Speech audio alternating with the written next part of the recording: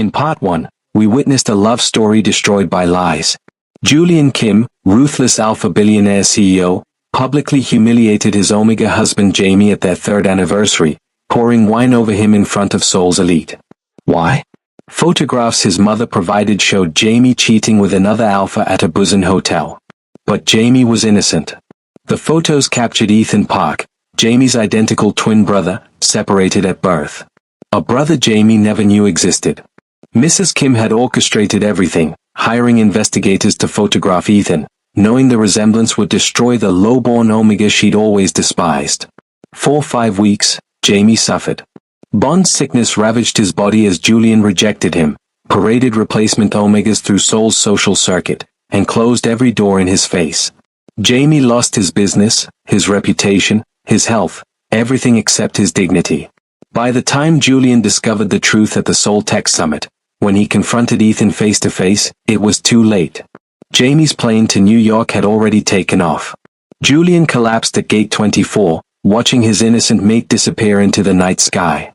The most powerful alpha in Korea was powerless to stop the Omega he'd destroyed from choosing survival over their shattered bond.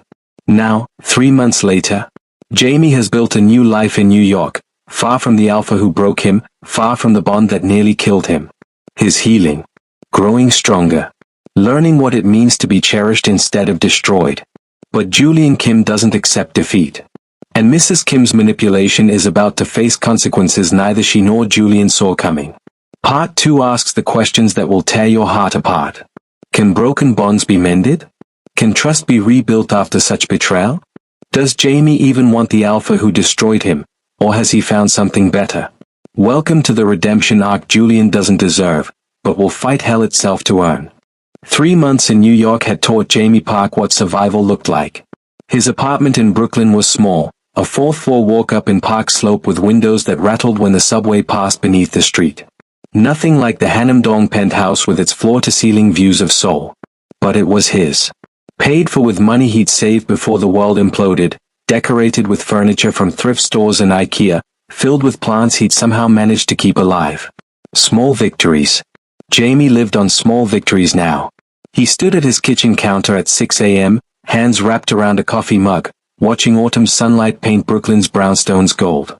The bond scar on his neck, where Julian's mark had been, ached dully. It always ached. 3 months hadn't changed that. Omega biology didn't forget betrayal just because you crossed an ocean. But the pain was manageable now. Medication helped. Distance helped.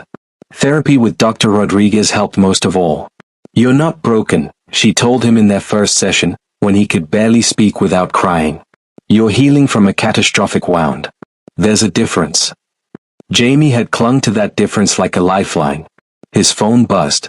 A text from Ethan, his twin brother, the person whose existence had destroyed everything and somehow saved him too. "Ethan, morning. Coffee this weekend? Want to hear about the NYC adventures?" Jamie smiled, something that still felt foreign on his face. 3 months ago, he'd learned he had a twin. Now Ethan called weekly from Seoul, sent care packages, existed as proof that Jamie came from somewhere, belonged to someone, even if his alpha had thrown him away. "Jamie, Sunday? There's a place in Williamsburg you'd love." "Ethan, perfect. Miss you, brother." Brother. The word still made Jamie's chest tight with emotions he couldn't name. He showered, dressed in clothes that actually fit now, he'd regained some of the weight bond sickness had stolen, and headed to his job at a small marketing consultancy in Manhattan. Nothing like the boutique agency he'd built in Seoul. But his new boss, Rachel, had hired him despite the gap in his resume, despite the vague explanations about relocating after personal circumstances. "You're brilliant," she'd said after reviewing his portfolio. "I don't care what happened in Korea. I care what you can do here." New York didn't know about wine-stained anniversaries or viral humiliation videos. New York didn't care about Seoul's class hierarchies or Kim family scandals. New York let Jamie be anonymous, let him rebuild himself brick by brick without an audience documenting his every failure. The morning passed in client meetings and campaign revisions. Jamie was good at his work, had always been good at his work, and losing Julian hadn't taken that away. Around noon, the persistent headache he'd been ignoring bloomed into something sharper. Bond pain. Real bond pain, not the dull ache. He made it to the office bathroom before his knees buckled, one hand braced against the sink as the other pressed to his chest. 3 months and an ocean away, and Julian could still drop him to his knees with phantom pain from a bond that should have dissolved by now. Shit, Jamie whispered, breathing through it the way Dr. Martinez had taught him. His Omega specialist, another small miracle of New York, had explained that severed bonds sometimes took years to fully break, especially between fated mates. Some never broke at all. Jamie had stopped asking which category he fell into. The pain receded after 5 minutes. He splashed cold water on his face, checked his reflection, pale but functional, and returned to his desk. Rachel glanced up, concern flickering across her features, but didn't ask. She'd learned not to ask. After work, Jamie had an appointment at Mount Sinai Hospital. His weekly checkup with Dr. Marcus Chen, the Omega health specialist who'd literally saved his life when he'd collapsed at JFK 3 months ago, half dead from bone deterioration and neglect. The hospital's Omega Health Clinic was on the 7th floor, bright and modern and nothing like Korea's sterile medical facilities. Jamie checked in, settled into the waiting room with its soft chairs and gentle lighting designed to calm distressed Omegas. Jamie Park. A nurse called his name.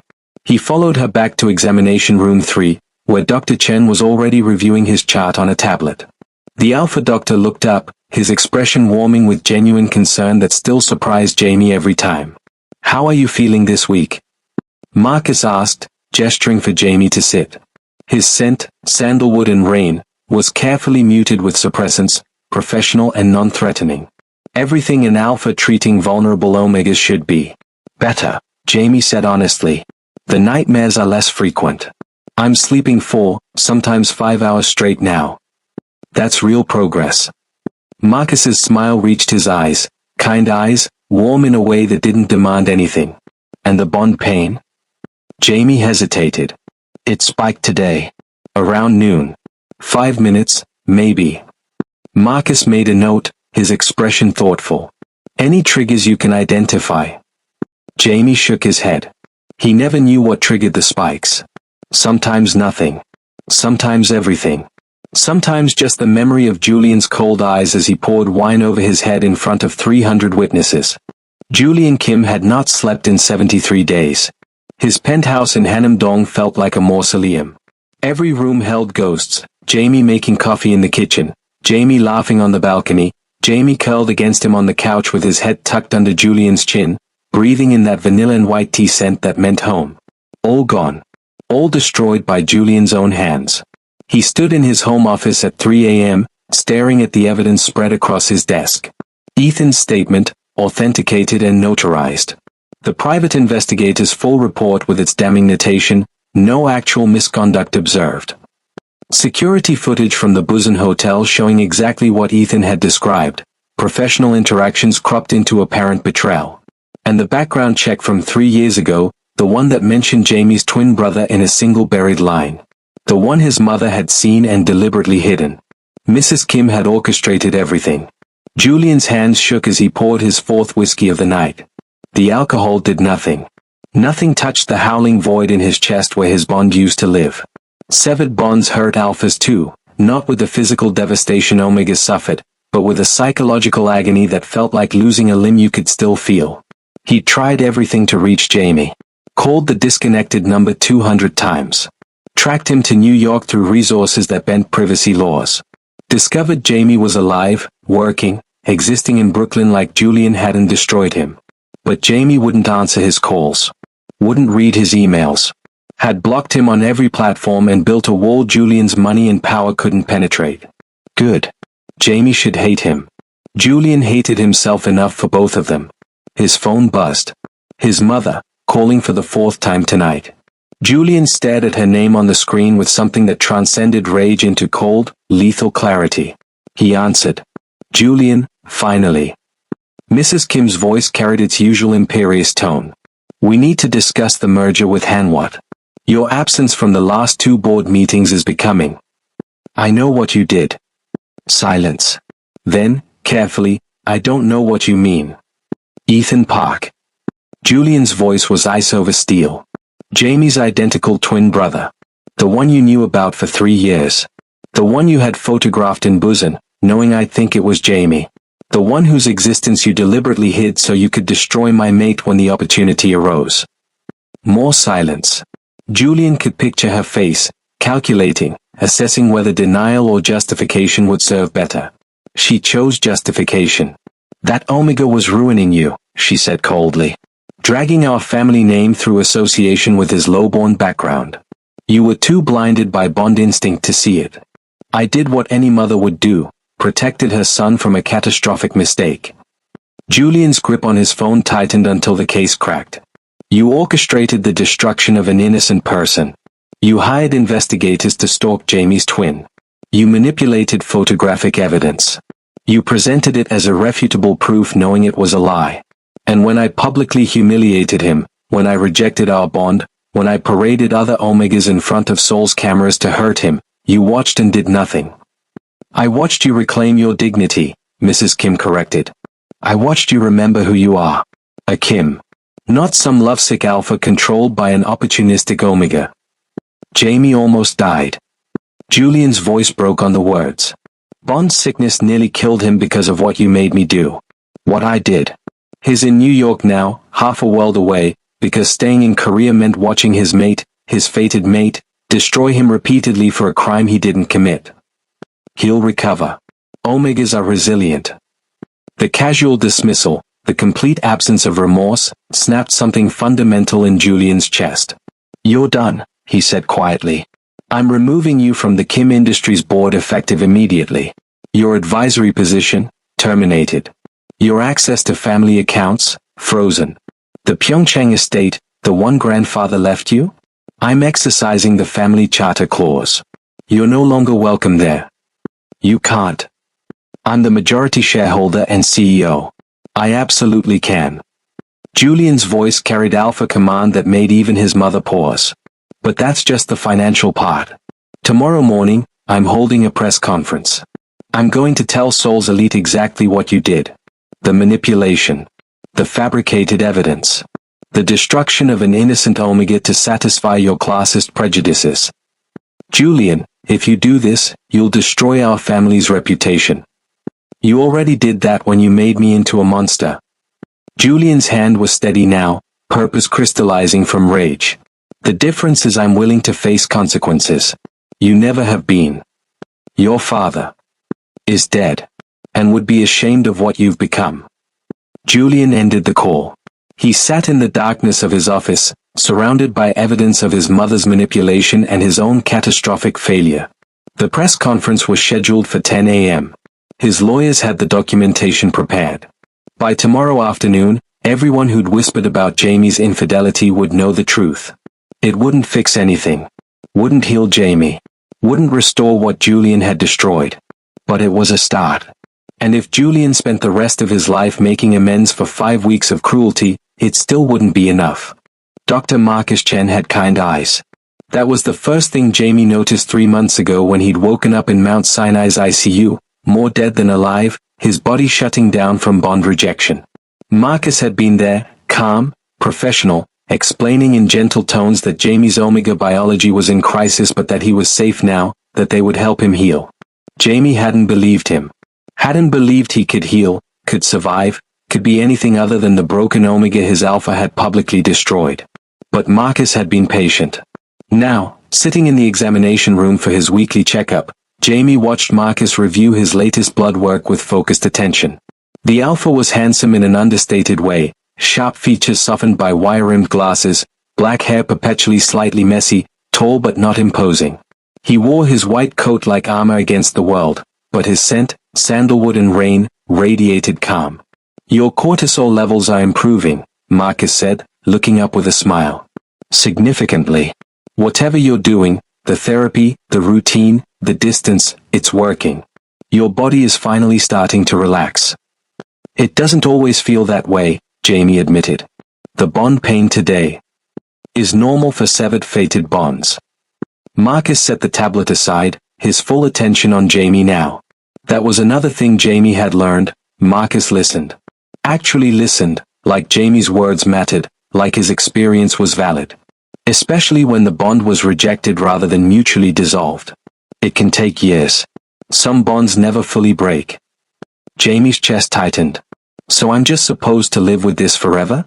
Random pain spikes that drop me to my knees when I'm trying to work. Not forever.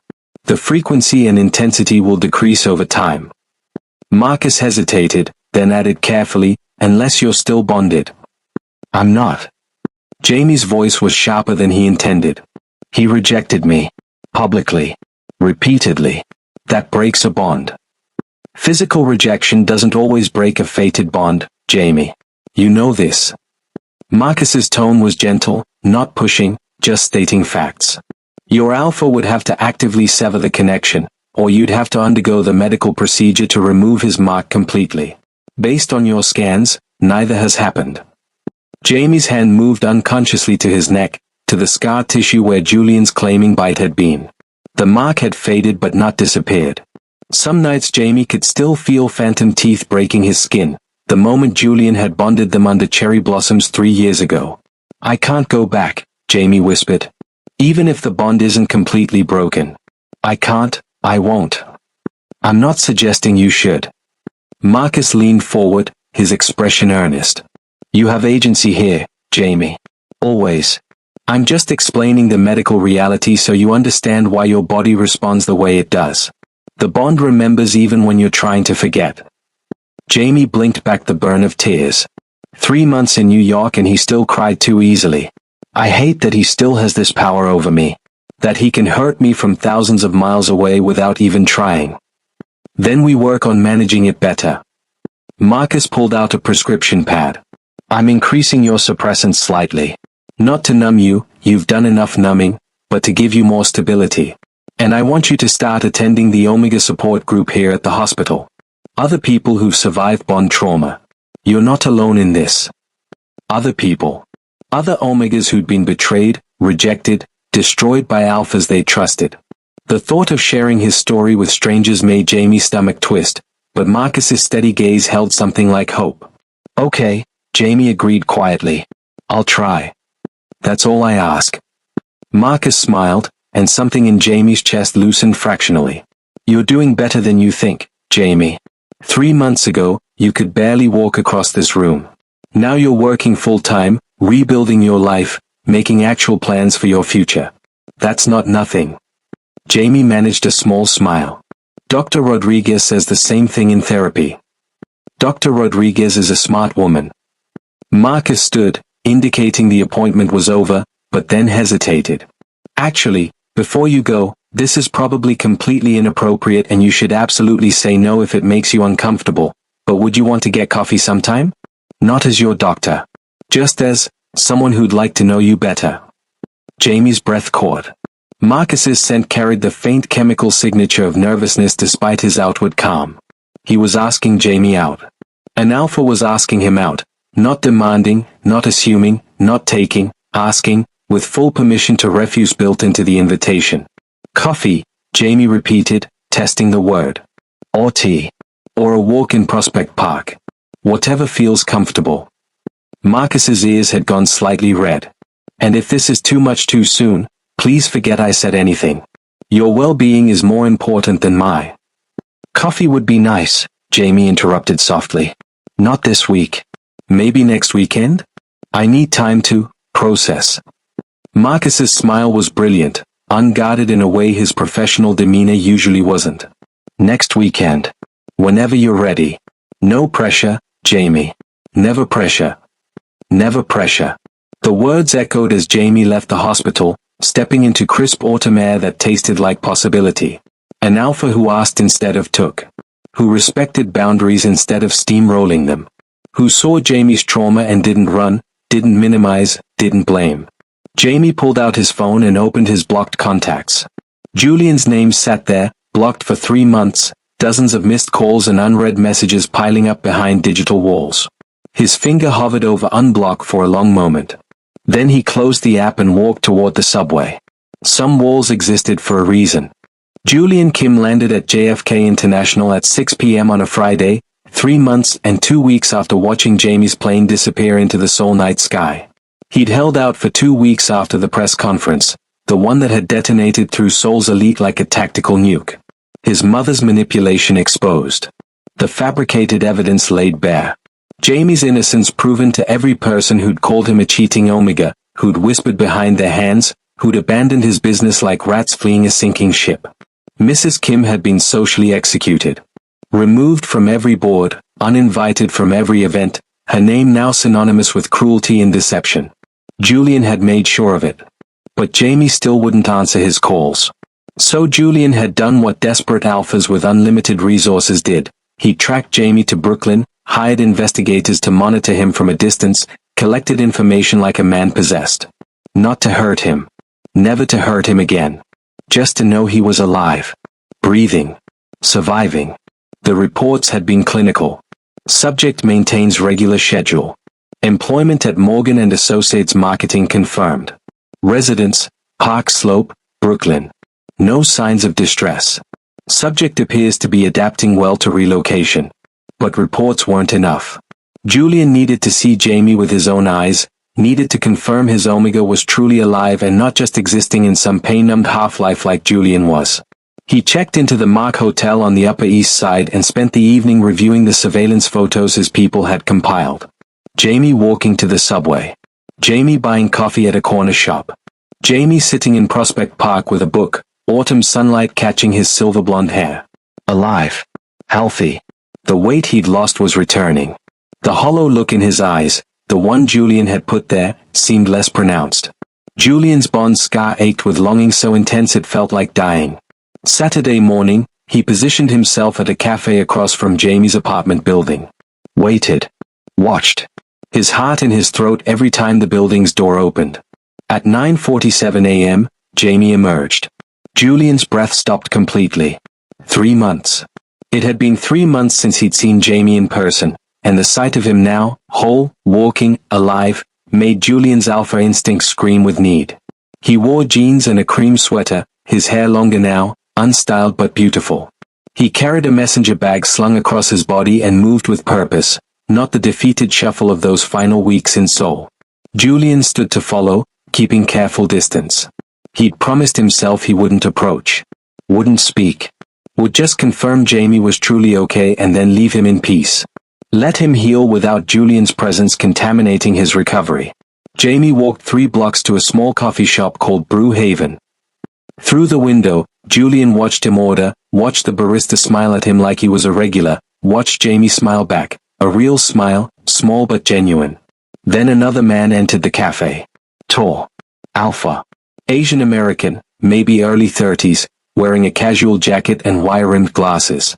He spotted Jamie immediately, his entire face lighting up with warmth. Jamie's expression transformed when he saw him, surprise melting into something soft, something that looked dangerously close to happiness. Julian's world tilted. He watched through the window as the alpha, this stranger who looked at Jamie like he was precious, approached. Watched Jamie's body language, the way he didn't tense, didn't shrink, didn't prepare for violence. The alpha said something that made Jamie laugh. Actually laugh, the sound inaudible through glass but visible in the way his shoulders shook, in the hand he brought up to cover his mouth. When was the last time Julian had made Jamie laugh like that? Before the party. Before the wine. Before Julian had believed lies over their bond and destroyed everything good in his life. The alpha gestured to a table by the window. Jamie nodded. They sat, and Julian watched from across the street as this stranger, this interloper who had no right to Jamie's smiles, leaned forward with obvious interest while Jamie talked. The alpha's attention never wavered. Never checked his phone. Never looked away. He listened like Jamie's words were the only thing that mattered in the universe.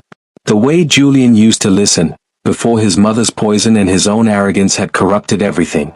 A barista brought their drinks. The alpha said something that made Jamie's smile widen. Then, and this was the moment that carved Julian's heart from his chest, the alpha reached across the table and gently touched Jamie's hand. Just his fingertips against Jamie's wrist. A question, not a demand. Jamie didn't pull away. Julian's hands clenched into fists. Every alpha instinct he possessed screamed at him to storm in there, to drag Jamie away from this stranger, to remind him who his mate was, who had claimed him first, who would fight anyone who dared touch what belonged to. No. Julian forced himself to breathe. Forced himself to see what was actually happening. Jamie wasn't being taken. Jamie was choosing. Choosing to sit with this alpha, choosing to smile at him, choosing to let himself be treated with gentleness instead of cruelty. Choosing someone who probably asked before touching, who respected boundaries, who saw Jamie's trauma and didn't run. Everything Julian should have been. Everything Julian had failed to be. Through the window, Jamie threw his head back laughing at something the alpha said, his neck exposed, the faded mark of Julian's claim barely visible above his sweater collar.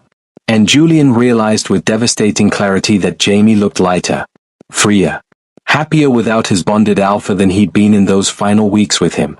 Julian had spent 3 months telling himself he could fix this. Could apologize enough, grovel enough, prove he'd changed enough. Could win Jamie back through sheer force of will and unlimited resources. But watching Jamie smile at another alpha, smile without fear, without pain, without the weight of Julian's betrayal crushing him, Julian understood the terrible truth. Jamie was better off without him. And loving Jamie meant letting him stay that way. Julian turned away from the cafe window, his vision blurring. His phone buzzed, his assistant asking about Monday's meetings. Soul calling him back to a life that felt pointless without his Omega in it. But Jamie had built a new life. A better life. One that didn't include the alpha who destroyed him. Julian should leave. Should fly back to Seoul. Should let Jamie heal in peace. He should. But Julian Kim had never been good at accepting defeat. And he'd already destroyed Jamie once through arrogance and faithlessness. He wouldn't compound that sin by walking away when Jamie deserved, at minimum, to hear the full truth from the alpha who'd betrayed him. Even if that truth set Jamie free forever. Julian waited outside Jamie's apartment building until sunset. He'd watched Jamie and the other alpha, whose name Julian's investigators had identified as Dr. Marcus Chen, an Omega health specialist at Mount Sinai, part ways after 2 hours at the cafe. Jamie had walked home alone, and Julian had followed at a distance, his heart hammering with every step. Now he stood on the sidewalk as October darkness fell over Brooklyn, rehearsing words that felt inadequate. I'm sorry. I was wrong. I destroyed everything. Please let me explain. None of it was enough. Nothing would ever be enough. But he had to try. At 7:23 p.m., Jamie emerged from his building in different clothes, dark jeans and a leather jacket Julian had never seen. He looked up at the early stars, breathed deeply like he was savoring his freedom, and turned toward the street. He froze when he saw Julian. For 3 seconds, neither of them moved. Jamie's face cycled through shock, disbelief, and then something that made Julian's chest constrict, pure, glacial fury. No.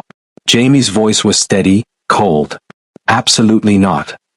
He turned and walked in the opposite direction. Julian followed. Jamie, please.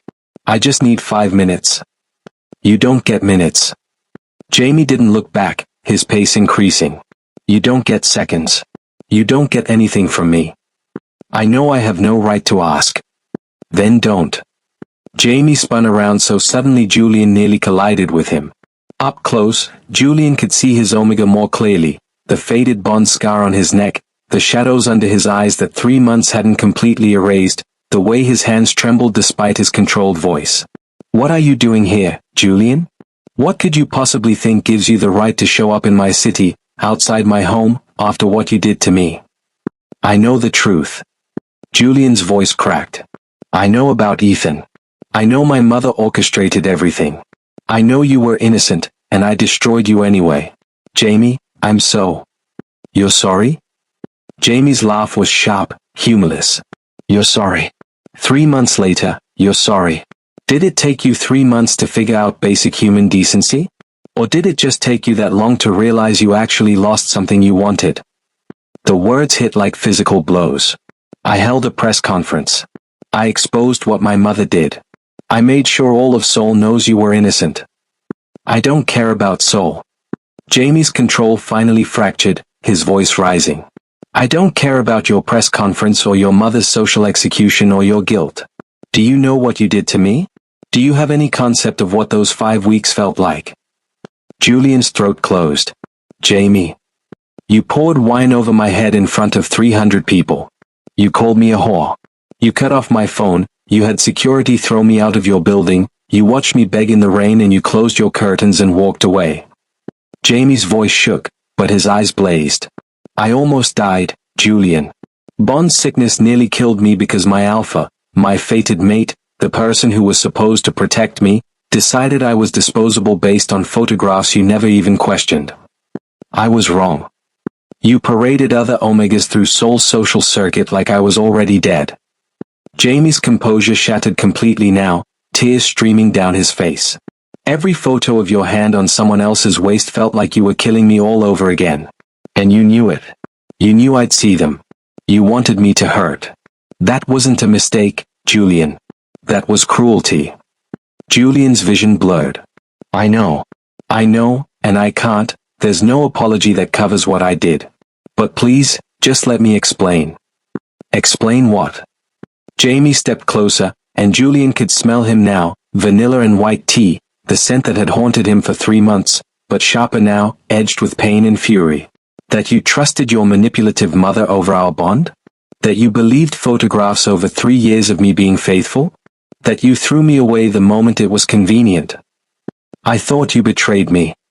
I didn't. Jamie's shout echoed down the Brooklyn street. I loved you. I built my entire life around being worthy of you, of your family, of Soul's elite standards. I worked myself to exhaustion trying to be the Omega your mother would accept. And the second she provided evidence, false evidence, you threw me away like garbage. You're right. Julian's voice broke. You're completely right. I should have trusted you. I should have questioned the photos. I should have. Should have. Jamie wiped his eyes roughly. Your should-haves don't undo 3 months of hell.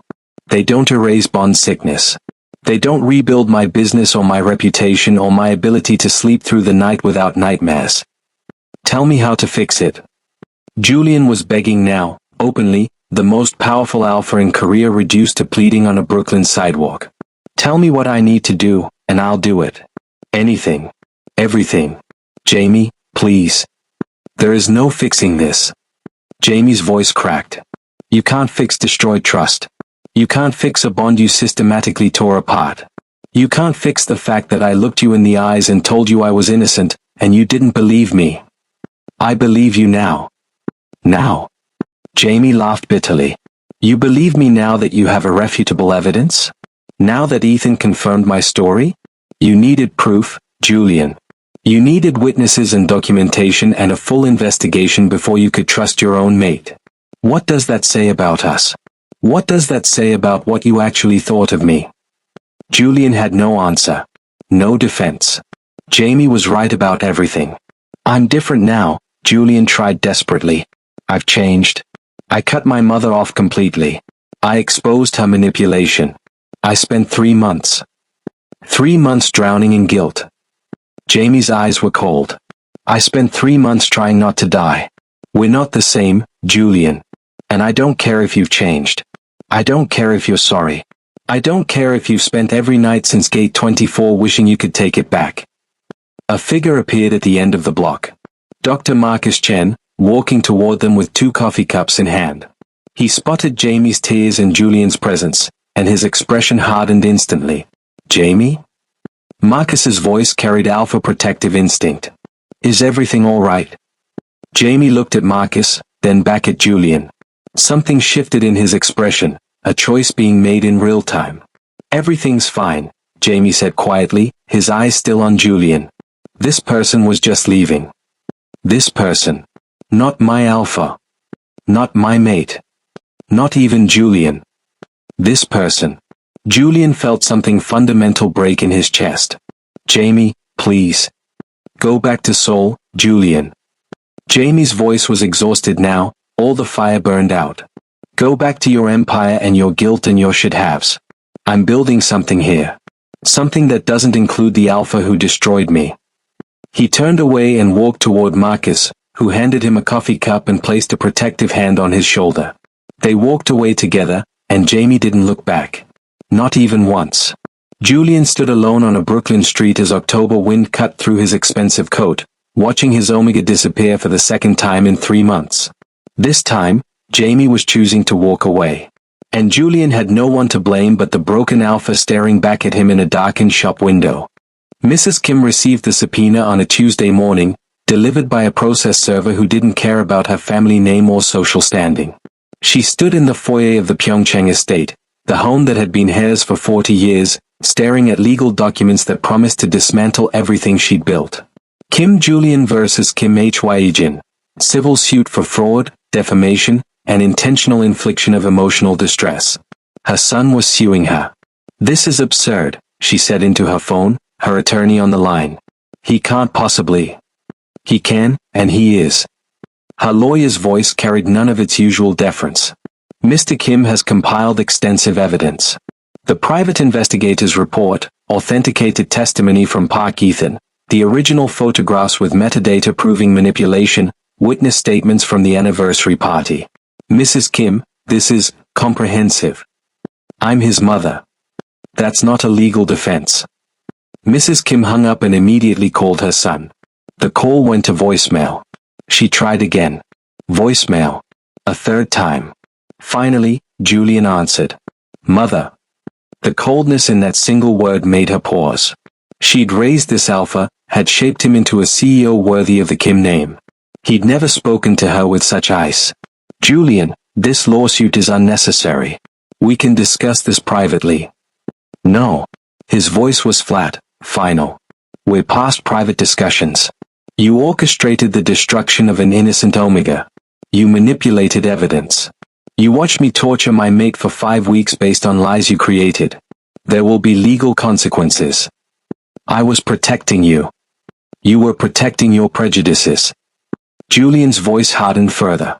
"You couldn't accept that I bonded with a lowborn Omega, so you manufactured a reason to destroy him. And when I believed you, when I publicly humiliated him, when I paraded other Omegas in front of Seoul's cameras, you sat back and enjoyed watching him suffer. He was unsuitable. He was innocent." Julian's shout made her flinch. "He loved me. He was faithful. He built his entire life around being worthy of our family. And you destroyed him because his parents weren't rich enough for your standards. Julian, please. The lawsuit is just the beginning." His voice dropped to something lethal. "I've already removed you from every board position. Frozen your accounts. Revoked your access to the Pyeongchang estate. You have 72 hours to vacate. I've contacted every social organization you belong to and provided them with evidence of your manipulation. The Shinsegae Foundation, the Seoul Arts Council, the Qingdam Social Club, they've all voted to revoke your memberships." Mrs. Kim's hand tightened on her phone. "You're ruining me. I'm holding you accountable." Julian's tone was merciless. "Something I should have done the moment you presented those photographs. I was weak then. I'm not weak anymore. I'm your mother. You stopped being my mother when you chose cruelty over my happiness." Julian's voice carried finality. "Jamie almost died because of what you did. What we did. He's in New York now, trying to rebuild a life you and I destroyed. And while I can never fix what I did to him, I can make damn sure you face consequences for your part in it. Julian, please. Don't do this. Think about the family name." "The family name?" Julian laughed bitterly. "You destroyed our family name when your manipulation became public. Seoul's elite already knows what you did. The press conference made sure of that. Now the courts will make sure there are legal consequences to match the social ones. If you pursue this lawsuit, I'll..." "You'll what? Fight me? With what resources? I control the family accounts. I own the properties. I have evidence that would hold up in any court in Korea." Julian paused. "But here's what you don't understand, Mother. I'm not doing this because I think it will bring Jamie back. I'm doing this because it's right. Because you hurt someone I love, and there have to be consequences for that. He's poisoned you against your own family. He never said a word against you." Julian's voice cracked slightly. "Not once. Even after everything, even when he was bone sick and dying, Jamie never blamed you. He blamed himself. He thought he wasn't good enough, wasn't worthy enough, wasn't the right kind of Omega for the Kim family. That's what your prejudice did to him." Silence stretched between them. "I'll see you in court," Julian said quietly. "And Mother? Don't call me again." He hung up. Mrs. Kim stood in her foyer, staring at legal documents that promised her social execution. Her hands shook, Not with fear, but with rage. How dare he? How dare that lowborn Omega's influence reach across an ocean and turn her son against her? She made another call. I need a lawyer.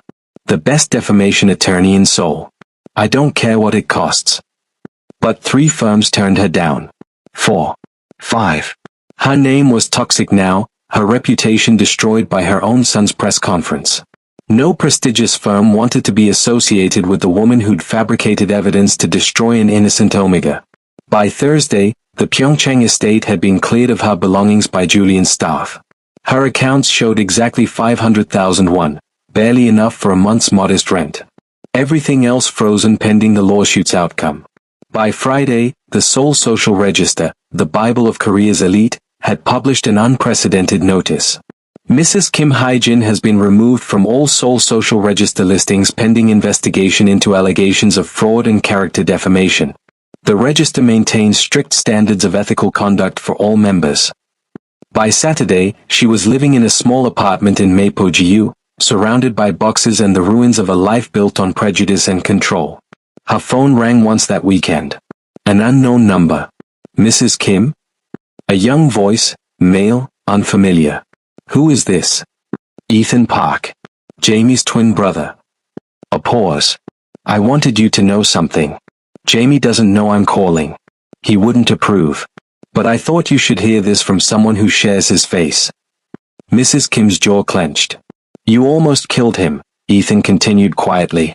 Your manipulation, your lies, they put my brother in an ICU in New York, hooked up to machines, barely alive because his body was shutting down from bond rejection.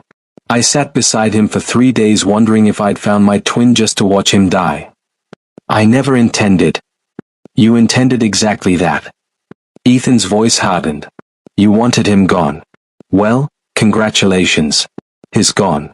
He's across an ocean, rebuilding himself from nothing, and you're exactly where you belong. Alone. He hung up. Mrs. Kim sat in her empty apartment, surrounded by consequences she'd never imagined, and understood, finally, far too late, that some victories cost everything. Jamie's first date with Marcus was nothing like anything he'd experienced with Julian. They met at a small Italian restaurant in the West Village on a Wednesday evening, 2 weeks after Julian's appearance in Brooklyn. Marcus wore a navy sweater that made his eyes warm, and he'd brought Jamie a single white rose, not a dramatic bouquet, just one perfect flower. I wasn't sure if flowers were too much, Marcus admitted, his ears going slightly red. But you mentioned liking them in one of our sessions, and I thought. It's perfect, Jamie said softly, accepting the rose. Thank you. The dinner was easy. Comfortable. Marcus asked about Jamie's work, his favorite books, his thoughts on New York versus Seoul. He listened when Jamie talked, laughed at his stories, never once checked his phone or looked away. When the waiter brought wine, Marcus glanced at Jamie and quietly ordered tea instead, understanding without being told that wine carried too many painful memories. Small things. Marcus noticed small things. I have a confession, Marcus said over dessert, his expression turning serious. I've been wanting to ask you out since your second appointment. But I waited because you were my patient, and that would have been completely inappropriate. Even now, I'm worried I'm taking advantage. You're not, Jamie interrupted. Marcus, you saved my life. And you've never made me feel like I owed you anything for that. This, he gestured between them, this is my choice. Completely. Marcus's smile was relieved, genuine. Your choice. Always your choice, Jamie. That's important to me. Your choice. The words settled into Jamie's chest like something healing. They walked through Washington Square Park after dinner, autumn leaves crunching underfoot. Marcus maintained careful distance, close enough to talk, far enough to respect boundaries. When Jamie shivered in the October wind, Marcus offered his jacket without assuming he could drape it over Jamie's shoulders himself. I should tell you something, Jamie said as they paused near the fountain. My bonded alpha, my ex-alpha, is in New York. He showed up 2 weeks ago wanting to apologize. Marcus's expression shifted, professional concern bleeding through personal interest. How do you feel about that? Angry. Hurt. Confused. Jamie stared at the fountain's dancing water. I told him to leave, to go back to Seoul. But the bond, he pressed a hand to his chest. It's still there. Damaged but present. Sometimes I can feel him across the city, and it makes everything complicated. Do you want to reconcile with him? Marcus's voice was carefully neutral, but Jamie caught the tension in his shoulders. No. The answer came quickly, surely. What he did, what he put me through, I can't just forget that because he's sorry now. He destroyed me, Marcus. Publicly. Repeatedly. And he only cared after he had proof I was innocent. That's not love. That's guilt. But the bond makes you question yourself, Marcus said quietly. Every day. Jamie finally looked at Marcus, this kind alpha who asked instead of demanded, who respected instead of possessed, who saw Jamie's trauma and didn't run. The bond says he's my fated mate, that we're supposed to be together. But my mind, my heart, they remember being destroyed. They remember begging in the rain while he closed the curtains and walked away. Marcus reached out slowly, telegraphing his movement, and gently touched Jamie's hand. Fated bonds are powerful, Jamie. But they're not infallible. Biology doesn't account for cruelty, for betrayal, for broken trust. You're allowed to choose yourself over a bond that nearly killed you. Is that what you'd do? Jamie asked. If you were me? Marcus was quiet for a long moment. I'd be terrified. The bond would pull at me, making me question everything. Society would tell me fated mates are sacred, that I should forgive, that true bonds can overcome anything. He squeezed Jamie's hand gently. But I'd also remember what it felt like to be destroyed by someone who was supposed to protect me. And I'd ask myself, is biology enough to rebuild trust that was shattered so completely? What's the answer? I don't know, Marcus admitted. That's something only you can decide. They walked back toward Jamie's apartment in comfortable silence. At his building's entrance, Marcus stopped, maintaining his careful distance. I want to see you again, he said. But I also want you to have space to figure out what you need. No pressure, Jamie. If you need time, if you need to sort through your feelings about your bond, I understand. Jamie looked at this alpha who'd shown him nothing but kindness, who'd helped him heal without demanding anything in return, who was offering him a future without chains. Then his phone buzzed. A text from an unknown number, but Jamie knew who it was.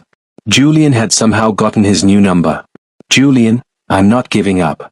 I know I don't deserve forgiveness, but I'm not leaving New York until you hear the full truth. Please. Just one conversation. Jamie's chest tightened. Bond pain or emotional pain, he couldn't tell anymore. Marcus saw his expression change, saw him check the phone. Is it him?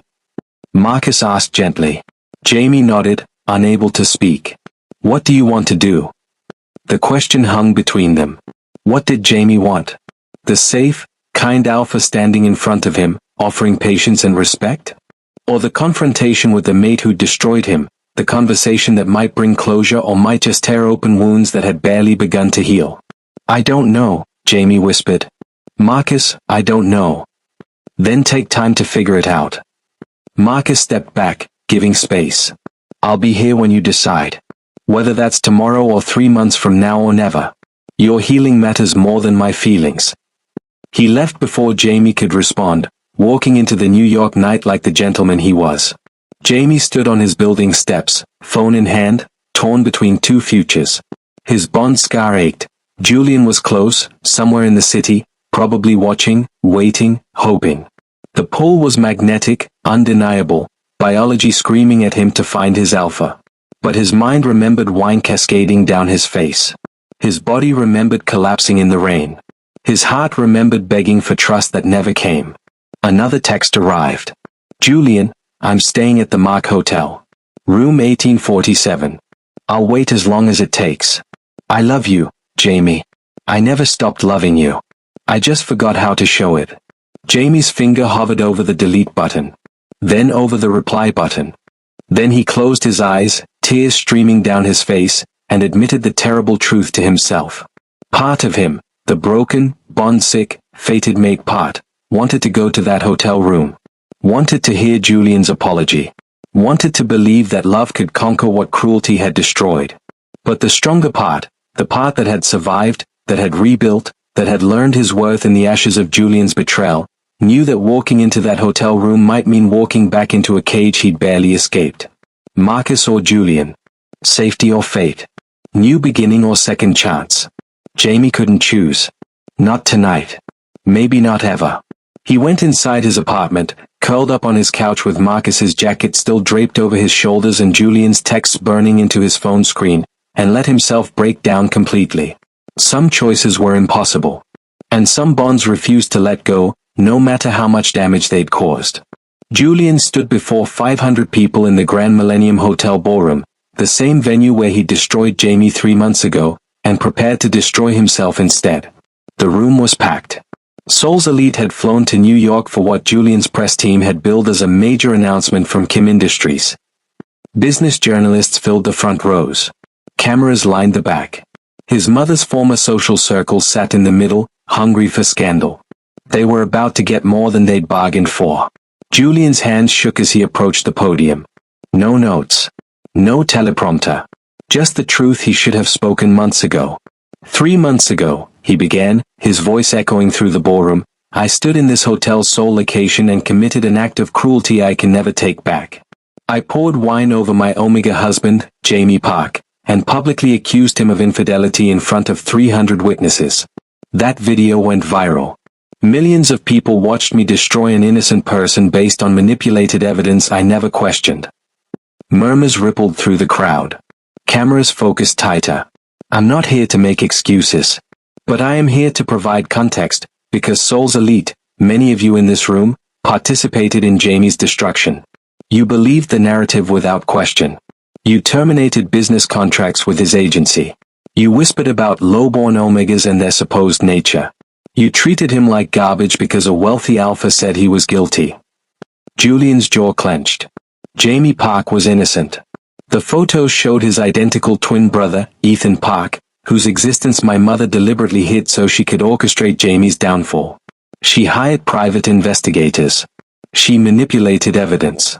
She weaponized my prejudices and insecurities to destroy an Omega she deemed unsuitable for the Kim family name.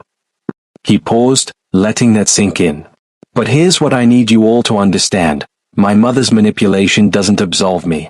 I chose to believe photographs over 3 years of faithful partnership. I chose to humiliate my mate publicly rather than have a private conversation. I chose cruelty over trust. Those were my choices. My sins. And Jamie Park nearly died because of them. Julian's voice cracked slightly. Bond's sickness almost killed him.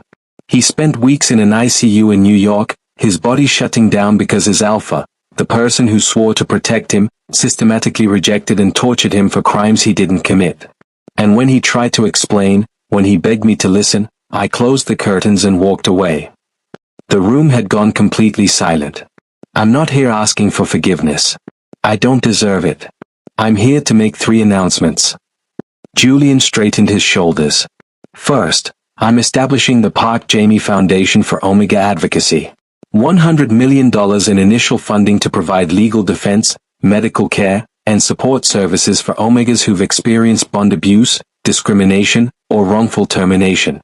Every Omega whose contract was terminated after that viral video will receive full compensation and a formal apology.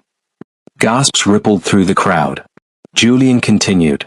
Second, Kim Industries is implementing new corporate policies. No employee will face termination based on viral content or scandal without full investigation. No Omega employee will be paid less than their alpha or beta counterparts. And we're establishing an independent review board to investigate discrimination complaints, with real power to enforce consequences. He pulled out a document, held it up. Third, I'm transferring controlling interest of Kim Industries to a trust that includes Omega rights advocates on its board. I'll remain as CEO, but I'll no longer have unilateral power. My decisions will be reviewed. My biases will be checked. And if I ever abuse my position again, I can be removed. The room erupted. Journalists shouted questions. Business associates looked stunned. Julian raised his hand for silence. I'm doing this because money and apologies aren't enough. Jamie deserves to see actual change, systemic change that helps other Omegas avoid what he suffered. And I deserve to lose the unchecked power that let me destroy someone I loved. He paused, his eyes scanning the crowd until they landed on a figure standing in the back. Jamie. Julian's heart stopped. His Omega had come. Ethan stood beside him, Jamie's twin, his support, his family. Jamie's face was unreadable, but he was here. Listening. Jamie, Julian's voice softened. I know you're building a life here. I know you have people who treat you with the kindness I failed to show. I'm not asking you to come back to me. I'm not asking you to forgive me. I'm just asking you to know that I understand now, what I did, what I took from you, what I can never give back. Tears blurred Julian's vision. You told me that night that you loved me. That whatever I thought I saw, it wasn't true. That you swore on our bond you were innocent. And I didn't believe you. That's the sin I'll carry forever, not that I was manipulated, but that I chose not to trust you. The ballroom was dead silent now.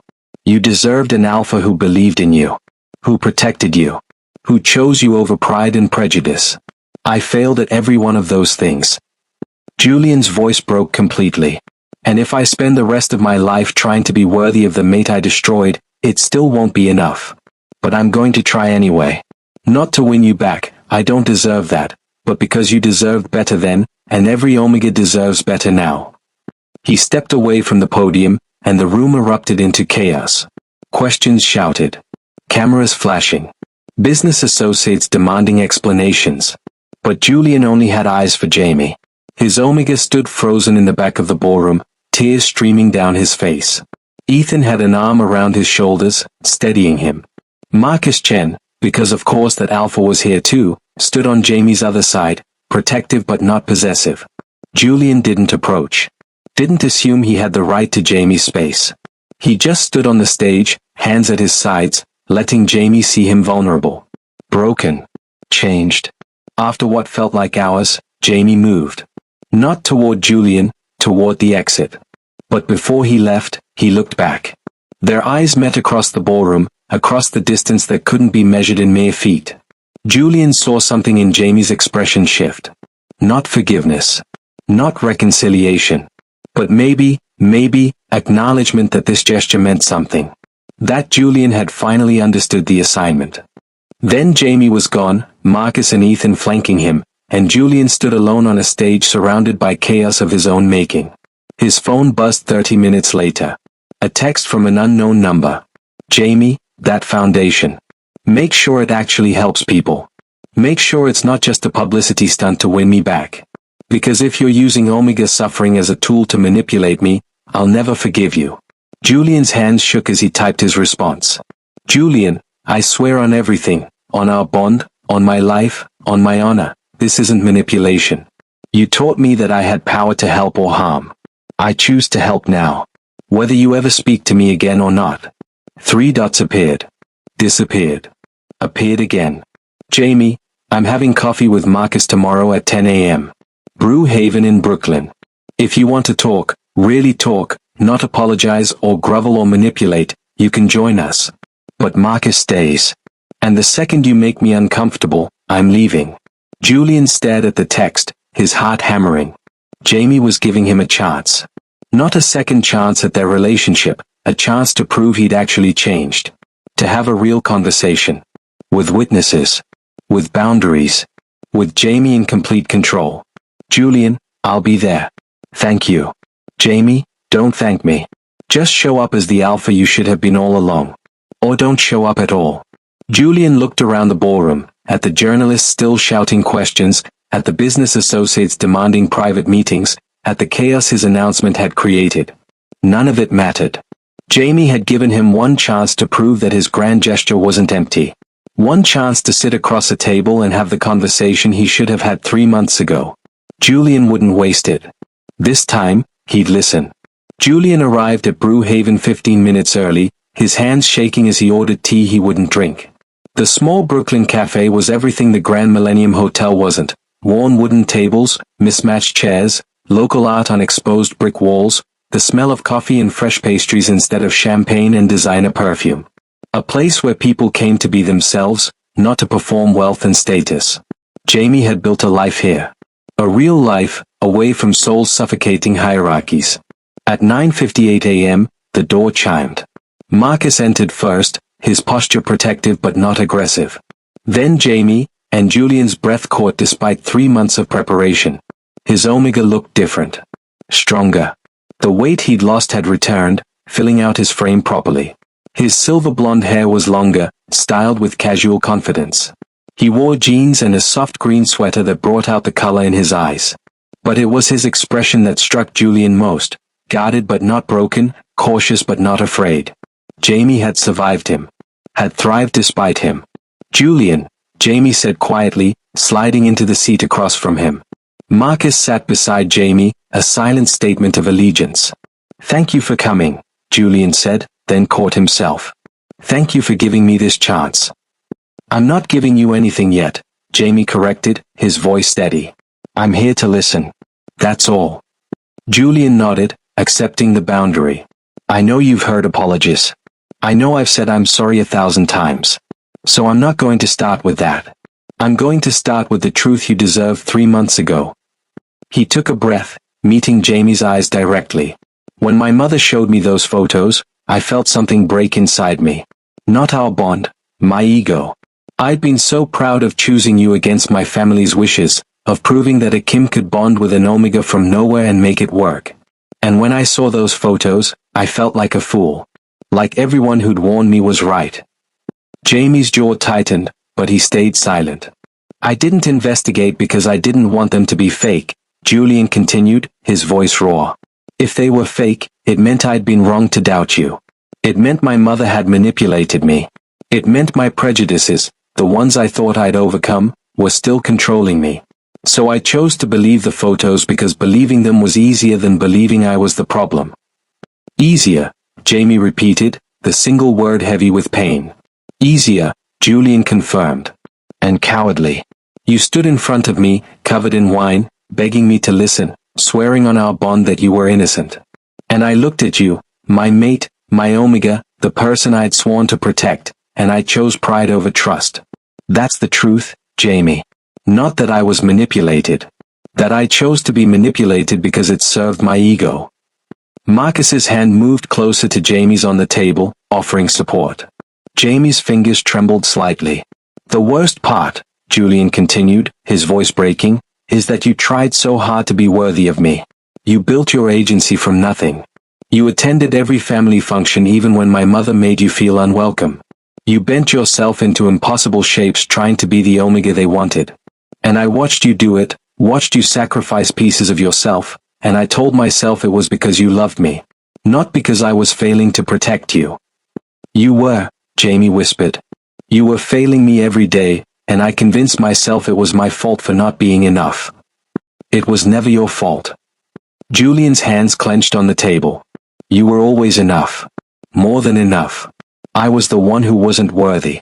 I let my mother's prejudices poison our bond. I let soul's hierarchies matter more than your heart. And when given the choice between trusting you or trusting evidence designed to confirm my worst fears, I chose wrong. Silence stretched between them. Marcus stayed quiet, witness to a reckoning 3 months overdue. I'm not asking you to come back to me, Julian said finally. I'm not asking you to forgive me or to give me another chance at our relationship. I'm just asking you to know that I understand now, what I took from you, what I can never give back, what you deserved then and deserve now. Jamie's eyes filled with tears. Do you know what the worst part was? Not the wine. Not the public humiliation. Not even the bond sickness.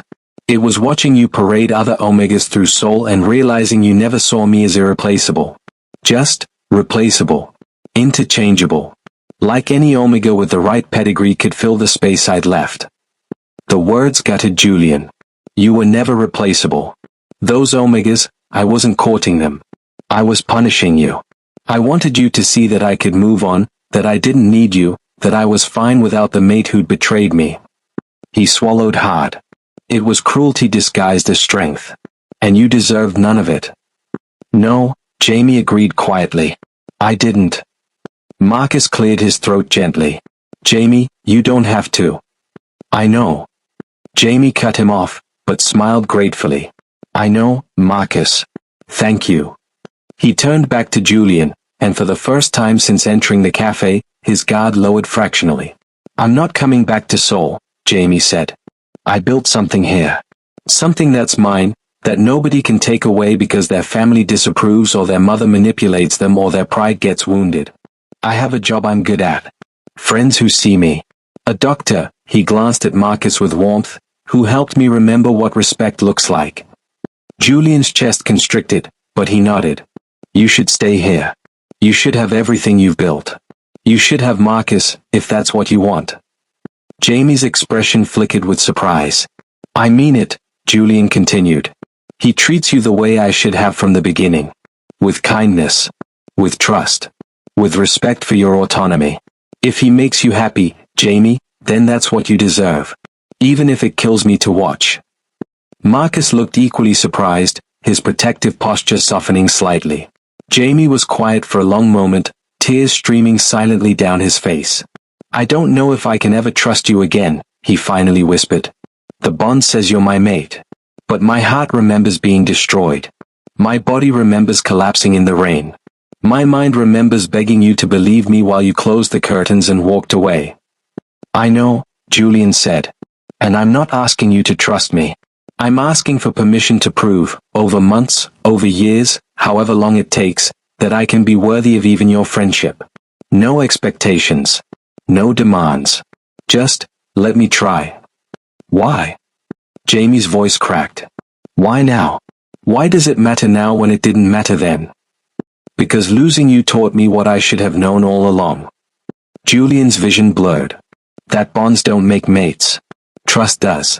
Respect does. Choosing each other every day, even when it's hard, especially when it's hard, that's what makes a mate. And I failed at all of it. But I want to learn. I want to be better. Not to win you back, Jamie. To honor what I destroyed. The cafe's sounds faded, the hiss of the espresso machine, the murmur of other customers, the clink of cups on saucers. In that moment, only the three of them existed. Jamie between two alphas, holding both their futures in his scarred, beautiful hands. I need time, Jamie said finally. I need to figure out who I am without you. Who I want to be. What I want my life to look like.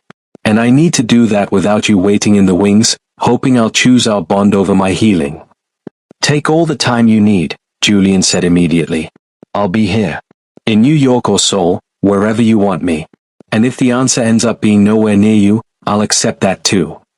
Jamie looked at Marcus, something unspoken passing between them. Marcus squeezed his hand gently, then stood. I'll give you two a moment, Marcus said quietly. Jamie, I'll be right outside if you need me. After Marcus left, Jamie stared at his coffee cup, gathering courage. The foundation, he said. The one you announced yesterday.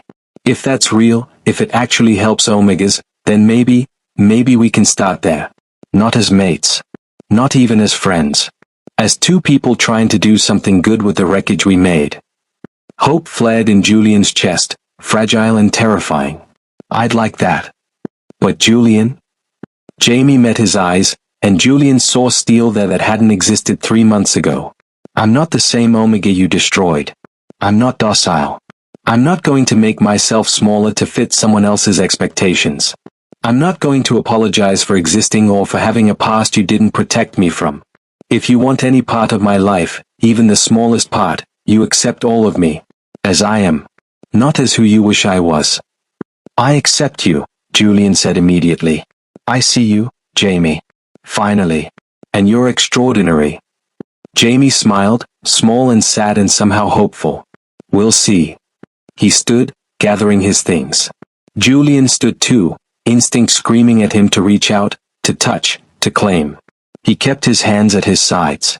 Goodbye, Julian, Jamie said softly. Not goodbye forever. Not goodbye, it's over. Just, goodbye. Julian watched him leave, watched Marcus's arm slip protectively around his shoulders, watched his Omega walk into the October sunshine with his head held high. The bond in Julian's chest ached, but beneath the pain, something else stirred. Not hope exactly. More like, possibility. Jamie hadn't chosen him. But Jamie hadn't completely closed the door either. And for the alpha who'd destroyed everything, that microscopic chance was more than he deserved. Julian's phone buzzed as he left the cafe. Jamie, the Foundation's first board meeting is next month. If you're serious about this, about actually changing, then show up. Do the work. Prove it's not a gesture. Jamie and Julian? Thank you for finally listening. It's 3 months too late. But it's something. Julian stood on a Brooklyn street corner, phone in hand, and allowed himself the smallest, most fragile hope. He'd lost Jamie. Maybe forever. Maybe not. But for the first time since Gate 24, Julian understood that loving someone meant letting them choose, even if they chose to walk away. Even if they chose someone else. Even if they chose themselves. And if Jamie's healing meant Julian spent the rest of his life as nothing more than a regretful memory and an ally in Omega advocacy, then that's what Jamie deserved. Julian Kim had finally learned what it meant to love someone more than he loved his own pride. 3 months too late. But perhaps, not too late to become the alpha Jamie deserved, even if he never got to be Jamie's alpha again. Epilogue note: 6 months later, Julian and Jamie worked together on the foundation, slowly rebuilding trust. Marcus remains a close friend to Jamie, having gracefully accepted that Jamie needed to heal before choosing anyone. The bond remains, damaged but healing. Whether Jamie and Julian find their way back to each other, or whether Jamie chooses a different future entirely, is a story for another time. What matters is that Jamie chose himself first, and that choice saved them both.